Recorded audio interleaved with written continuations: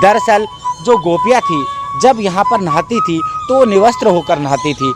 इससे वायुदेव का अपमान होता था, लेकिन भगवान श्री कृष्ण ने उनको सद्बुद्धि पर लाने के लिए उनकी बुद्धि को सही करने के लिए यहाँ पर वो आए और इसी वृक्ष पर उन्होंने।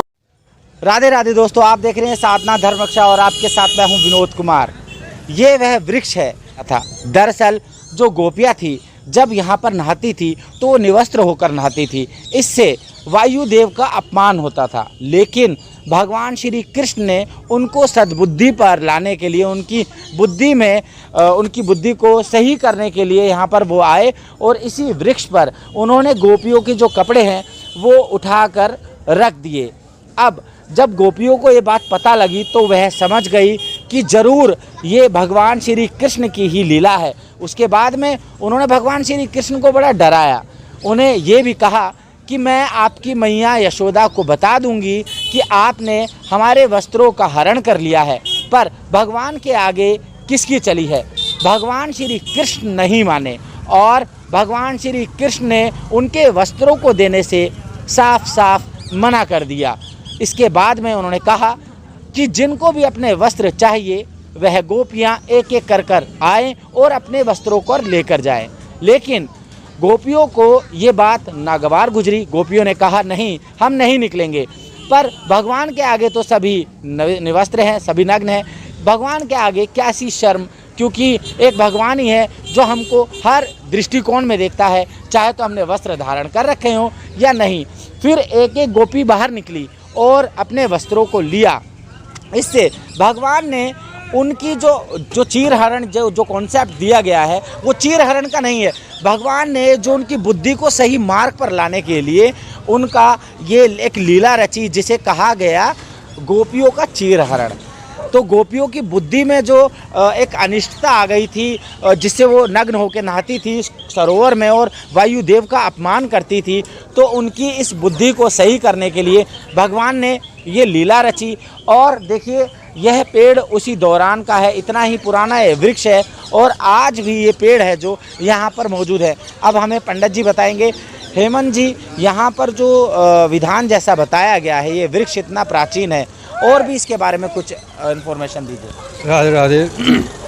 ये वृक्ष जो है भगवान के समय का है और जमुना जी यहाँ बहती थी, तो जमुना जी बहते हुए भगवान को पति रूप में वरण करने के लिए अगहन के महीने में गोपियाँ यहाँ स्नान करती थीं और कात्यायनी का व्रत करती थीं। तो क्या नाम से उन्होंने देखा निर्वस्त्र होकर के तो वरुण देव का अपमान होता है। जल में कभी भी नग्न नहीं नहाना चाहिए, नग्न नहाने से वरुण देव का अपमान होता है। तो भगवान ने देखा भाई इनको ज्ञान कैसे हो, तो वो अपने वृक्ष के ऊपर वस्त्रों को धारण कर लटका के चली गई जमुना जी में स्नान करने। इन्होंने अपने कपड़ों को उठा करके पेड़ के ऊपर धर दिया, जमुना किनारे रखे बस गोपियों ने, और गोपियों ने कृष्ण ने आकर के पेड़ पर लटका दी। अब वो निर्वस्त्र होकर के बाहर तो आ नहीं सकती।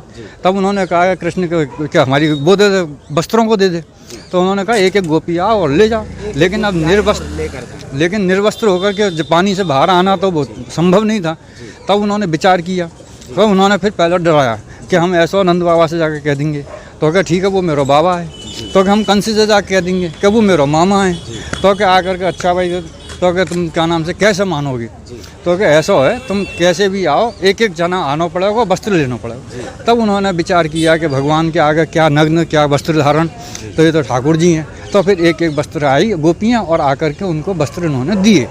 यानी कि कहने का मतलब ये है कि अब बात यहाँ प्रश्न ये होता है कि भगवान ने गोपियों को चीरहरण क्यों किया? क्योंकि चीरहरण करने का मतलब यही था कि वरुण देव का अपमान कर रही हो तुम, हैं, और जमुना जी में नग्न नहा रहे हो। तो इसलिए आकर के उन्होंने उनका जो चीरहरण किया है, उनकी अज्ञानता को हरण किया है। अब फिर सवाल आता है जब अज्ञानता हरण कर ली तो वस्त्र दिए क्यों? अरे भाई अज्ञानता को हरण करने के बाद में जो है भगवान ने उनको ज्ञान रूप वस्त्र दिए हैं, तो फिर उनको ज्ञान प्राप्त हो गया। ये यहाँ चीर घाट कहा जाता है। यहाँ पहले जमुना जी यहीं बहती थी, अब थोड़ी सी आगे चली गई जमुना जी। ये वही वृक्ष है, यहाँ लोग आते हैं, मनोकामना करते हैं और उनकी मनोकामना पूर्ण करते हैं ठाकुर जी।